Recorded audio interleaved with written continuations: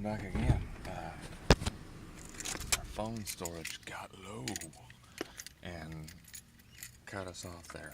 And then we got ambitious with the split frame. What phone? Well, I guess it was LG3 that had the little box.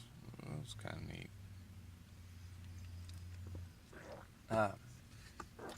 So anyways, we were talking about that Western and that boy, I mean, that guy was having his manhood really sort of contested. Look at me, mindful of shade all of a sudden. They're getting me, kids. They're getting me. They got me parking in the shade and saving myself a few minutes out in the broad sunlight. The rays. The rays. I don't know. The age. Anyhow, this guy and his boys are back telling Ma about the happenings, obviously. Heck, what the heck else goes on out there? And the boys run along. I'm sure they were probably dismissed somewhat sternly. And he and the mom are talking, the lady. Talking about, the cattle having trouble with the no water and shit. And she's suggesting he go to the neighboring farmer, rancher, and ask to use his creek. I was like, there was a little bit of that, I don't want to be borrowing, pride thing. But there was also the cost of it. I guess it wasn't a thing where you just, oh sure, neighbor, bring him on over.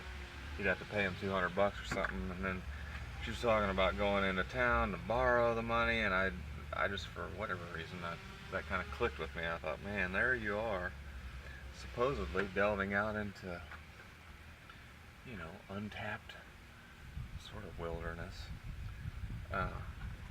For whatever reason, you're out here to, I don't know, you would just think if there wasn't already an established town or something, well then optimally people in those situations would have been thriving. They just have an open set of untapped resources. And instead we saw, he was getting pressure to go borrow, and she brought up stuff like the hard work he had put into things and stuff, and how to just sit and watch it all go just couldn't be so. I didn't really pay too much attention to what went on after that. They brought home a criminal, and he spoke romantically and stuff, and the wife would just kind of drift off into his stories and his sort of poetic tellings of a woman's eyes changing color with the night and stuff. And this old guy who's having such a shit fucking set of circumstances, trying to provide for kids and this woman, he's just kind of like, what the hell is going on here?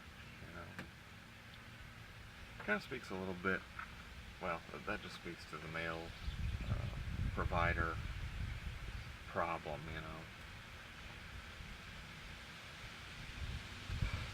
But I've been noticing a lot here lately how much kids, there might be an emphasis on moving from the family unit that we know to be at this point.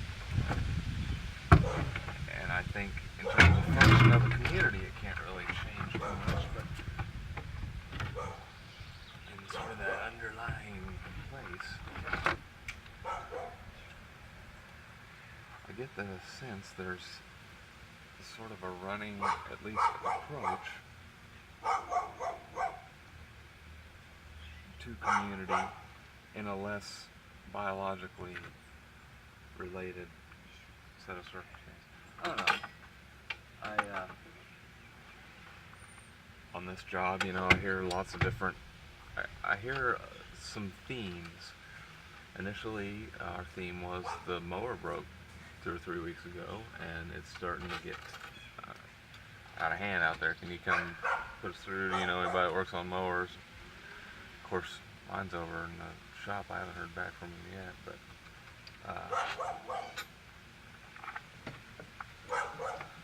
that was one theme. Another thing I've heard a lot, several different places.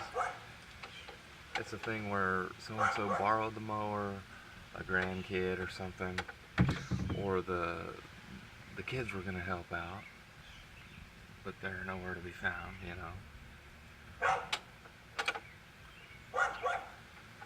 And, I've been the same way.